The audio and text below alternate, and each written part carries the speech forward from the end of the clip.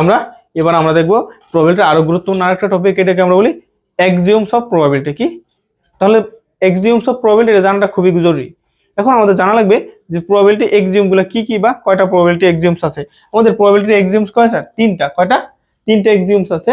Probability এক্সিওমস কয়টা? তিনটা। কি কি?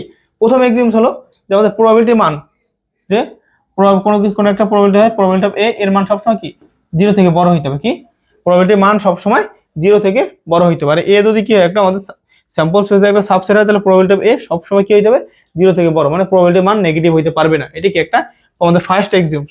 সেকেন্ড এক্সিওমস হলো আমাদের যদি আমাদের স্যাম্পল স্পেসের প্রবাবিলিটি কত হবে? স্যাম্পল স্পেসের প্রবাবিলিটি হবে 1। কি স্যাম্পল স্পেসের প্রবাবিলিটি কত হবে? 1 হবে। ঠিক আছে।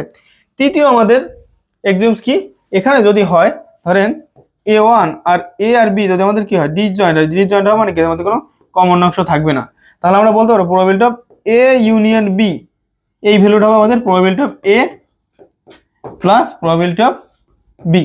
ঠিক আছে, এটা আমাদের কি তৃতীয় এক্সিওমস। এরকম আমরা দুইটাতে দেখালাম। এরকম যদি কত n সংখ্যক থাকে, a1 a2 a3 এরকম n সংখ্যক যদি থাকে, তাহলে তাদের মধ্যে যদি কোনো কমন অংশ না থাকে, যে a1 intersection a2 intersection a3 এরকম কি সবগুলো যদি ফাই হয়, কোনো কমন অংশ না থাকে, তাহলে বলতে পারো probability of a union b। দেখেন এই দেখো probability of a union b union probability a1 union b union মানে কি এখানে a1 a2 a3 এরকম যদি সবগুলো ইউনিয়ন নেই, তাহলে কি লিখতে পারবো কি সবগুলো আমাদের যোগফল। তাহলে আমি এখানে লিখতে পারবো কি সবগুলো ইভেন্টের বা প্রবাবিলিটির যোগফল হবে কি তাদের ইউনিয়নের প্রবাবিলিটি হবে সবগুলোর যোগফলের সমান। ঠিক আছে, এটাকে আমাদের থার্ড এক্সিওমস। ঠিক আছে, এই তিনটে এক্সিওম বোঝাটা খুবই গুরুত্বপূর্ণ, কারণ এগুলো আমরা বিভিন্ন ক্ষেত্রে ডিরেক্ট কাজে লাগবো। এই এক্সিওমস গুলো আমরা বিভিন্ন ক্ষেত্রে একদম ডিরেক্ট বসিয়ে দেবো এবং ডিরেক্ট বসিয়ে কাজ করবো। ঠিক আছে, ওকে।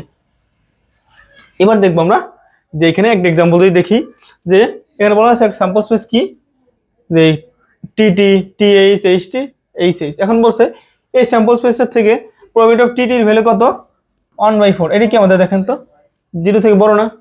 এটা কি আমাদের 0 থেকে বড়, তাহলে কি আমাদের ফার্স্ট এক্সিওমকে ফুলফিল করছে। টিএইচ এর ভ্যালু হলো প্রবাবিলিটি এইচ এর ভ্যালু 1/4, প্রবাবিলিটি অফ এইচটি এর ভ্যালু কত? 1/4 এবং প্রবাবিলিটি অফ এইচএইচ এর ভ্যালু কত? 1/4। সবগুলো কি আমাদের প্রবাবিলিটি কি করে আমাদের প্রবাবিলিটি এক্সিওমগুলো ফুলফিল করে। এখন যদি আমরা বের করতে হয়, এখান থেকে দেখেন প্রবাবিলিটি অফ সিগমা এর ভ্যালু কত? এখানে আমাদের টোটাল আউটকাম কয়টা? টোটাল 4টা। আর টোটাল আউটকাম কয়টা? 4টা। তাহলে এখান থেকে বলতে পারতাম যে প্রবাবিলিটি অফ সিগমা সমান কত? 1। ঠিক আছে, তাহলে এটাও কি আমাদের প্রবাবিলিটি এক্সিওমকে মেনে নিছে। ঠিক আছে, ওকে।